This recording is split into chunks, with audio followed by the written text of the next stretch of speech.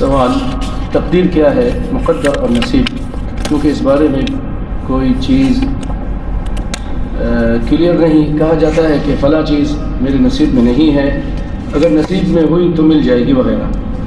تو اگر یہ سارا تقدیر سے ہی ہوتا ہے تو مجھے ملک چھوڑنے کی کیا ضرورت ہے؟ یہ پیسہ اور رقم مجھے وہی مل جاتا. تقدیر جو ہے قدر یقدر تقدیرا، اس کا مطلب ہے اندازہ لگانا. اللہ رب العزت چونکہ علام الغیوب ہے اور جو اس نے اندازے لگا رکھے ہیں وہ بالکل درست ہے، وہ احکم الحاکمین ہے. تقدیر کا جو پہلو سمجھنے والا ہے وہ یہ ہے کہ اللہ رب العزت نے جو فیصلہ کر دیا ہے اس پہ راضی ہونا. رسول اللہ صلی اللہ علیہ وآلہ وسلم نے کیا فرمایا؟ اعملوا فکل میسر لما خلق لہ. میری اور آپ کی ذمہ داری ہے عمل کریں، اسباب کو مہیا کریں.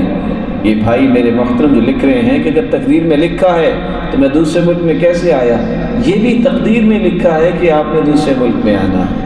رسول اللہ صلی اللہ علیہ وآلہ وسلم نے یہاں تک فرمایا ثلاثۃ، تین ایسے لوگ ہیں لا يقبل اللہ منہم یوم القیامۃ صرفا ولا عدلا، جن کی نہ فرض نماز قبول ہے نہ نوافل قبول ہے.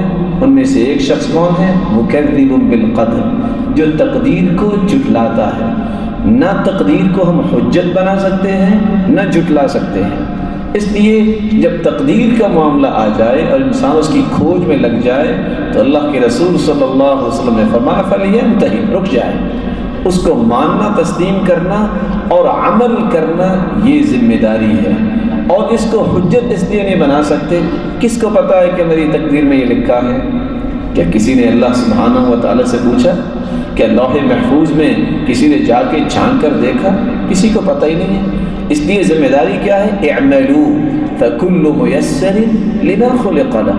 آپ عمل کرو، اللہ رب العزت نے جو فیصلے کیے ہیں وہی ہونے ہیں. اور تقدیر کی دو قسمیں ہیں، تقدیر مبرم، تقدیر معلق.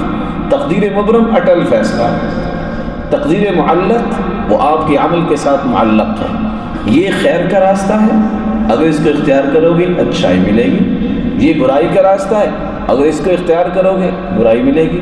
اور رسول اللہ صلی اللہ علیہ وسلم نے فرمایا لا يبدل التقدیر لا يرد القضاء الا الدعاء. دعا جو ہے یہ تقدیر کو بدلتی ہے، اور وہ بھی اللہ رب العزت نے لکھی ہوئی ہوگی تو تبھی تبدیل فرمائے گی. اس لیے دعا اور نیک عمل اور عمل صالح یہ انسان کو اختیار کرنے چاہیے. باقی اللہ رب العزت نے جو فیصلے کرنے ہیں اس کو سر تسلیم خم کرے. یہی ایک مومن کی شان ہونی چاہیے.